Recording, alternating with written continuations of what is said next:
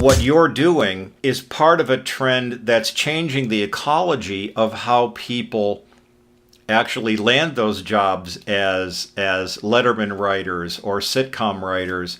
If a producer of a television show is looking for writers, they're going to go online and see, okay, who's got the big following? You know, who's on Twitter that's publishing really funny stuff that's gaining followers every day, or, you know, people like yourself who are publishing funny jokes on Facebook and building a following that way, because it takes some of the guesswork out of the process. Here's a writer who already has an audience.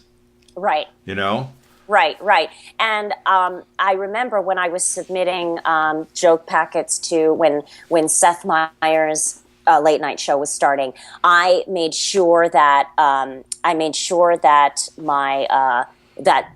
my Twitter handle was in the packet, and that, you know, if at the time that they received it, that they received my submission, I made sure that there was at least three scrolls down of solid jokes if they ever went to my Twitter feed. Right. You know what I mean? Or if they saw my blog, that I made sure that it was it was actually designed to appeal to them. You know, so the timing. So you got to strategize so that when hopefully people are considering you for that kind of job, everything's in order.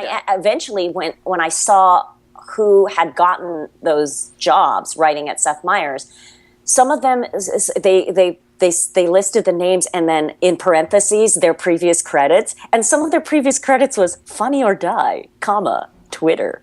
So that was their previous credits. So, you know what I mean? So things are changing. I just think that the change is just very glacially slow. I think that there's still a fear of looking outside of the main. It's just a closed world, and it's a very small number of jobs. And so the people that those writers already know, that those performers already know from years of working at other shows, those people are already at the top of the list. So that's another thing that encouraged me to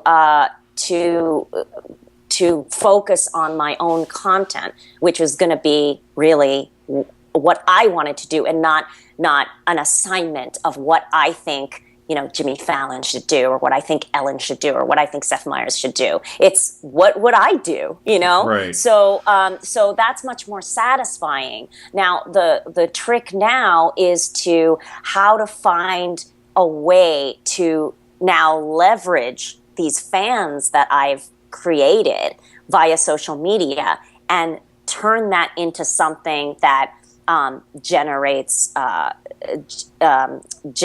income, first of all, and that turns it into something a little more tangible financially. Right. So that's where I'm at the precipice now of trying to figure out, okay, what is the best way and the most organic way in which I can take all of this work that has been done and just allow myself to find where do I jump to next, because I'm ready to jump to wherever that is.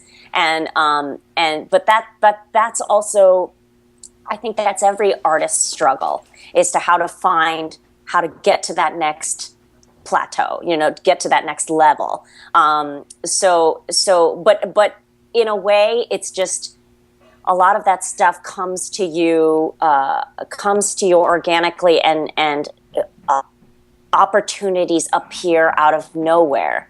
So in a way, it's not about it's more about just being aware and allowing opportunities to come, and just always be open to it. Okay, one final question: have you ever disfigured a competitor?